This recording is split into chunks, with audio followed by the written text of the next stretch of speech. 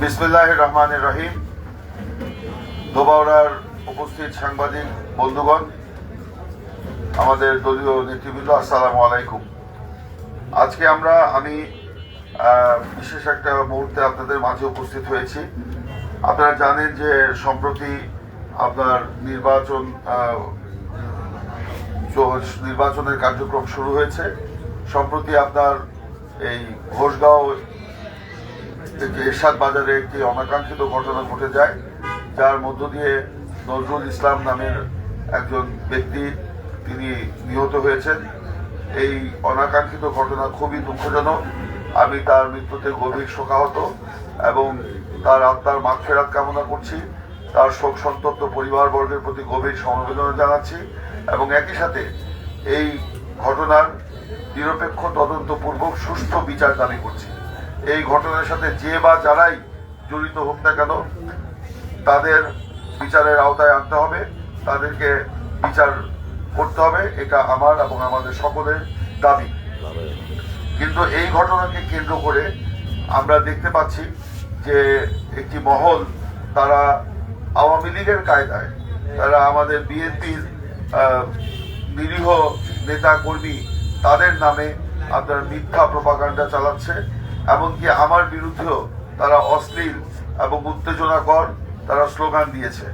এবং একই সাথে আমরা আরো গভীর বিস্ময়ের সাথে লক্ষ্য করলাম, আমাদের ধোবাউড়া উপজেলা বিএনপির সিনিয়র নেতৃবৃন্দকে জড়িয়ে প্রায় 38 জন নেতাকর্মীর বিরুদ্ধে তারা একটি ফেক মামলা দায়ের করেছে।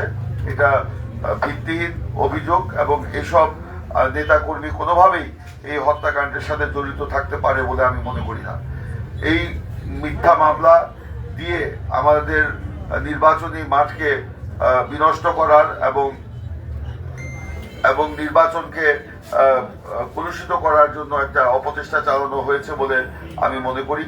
এই ঘটনার সাথে আমাদের নেতৃবৃন্দ, বিশেষ করে আমাদের অধ্যাপক আজহারুল ইসলাম কাজল সাহেব, আনিসুর রহমান মানিক আমাদের সদস্য সচিব, আমাদের যুগ্ম আহ্বায়ক মোয়াজ্জেম হোসেন খান লিটন, কিংবা যুগ্ম আহ্বায়ক আমাদের ফরহাদ রাব্বানী সুমন সহ অন্যদের যাদের নাম এখানে জড়ানো হয়েছে, আমাদের হুমায়ুন চেয়ারম্যান দক্ষিণ মাইজপাড়া ইউনিয়নের, অন্যান্যদেরকে যেখানে ভাবে জড়ানো হয়েছে তা উদ্দেশ্যমূলক, বানোয়াট এবং ভিত্তিহীন।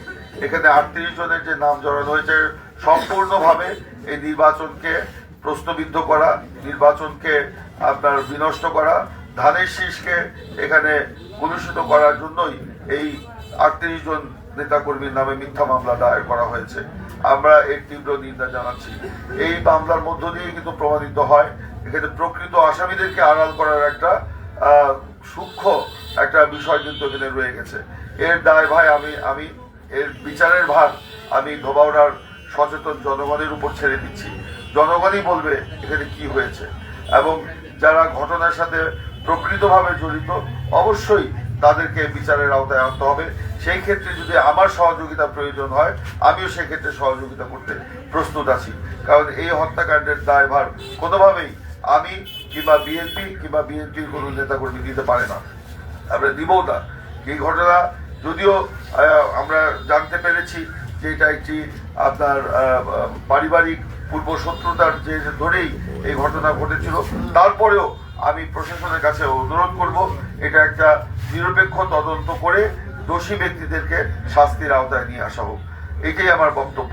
এবং এই ঘটনাকে কেন্দ্র করে যে ধোবাউড়াতে একটা এনার্কি, একটা উত্তেজনা, একটা বিশৃঙ্খলা এবং একটা সংঘাতের পরিবেশ সৃষ্টি করা হচ্ছে, সেইটার ব্যাপারে আমি প্রশাসনকে সতর্ক থাকার আহ্বান জানাবো এবং ধোবাউড়ার জনগণের উপর আমি আবারও এর বিচারের দায় দিয়ে, বিচারের ভার দিয়ে আমি আমার বক্তব্য শেষ করছি। ধন্যবাদ।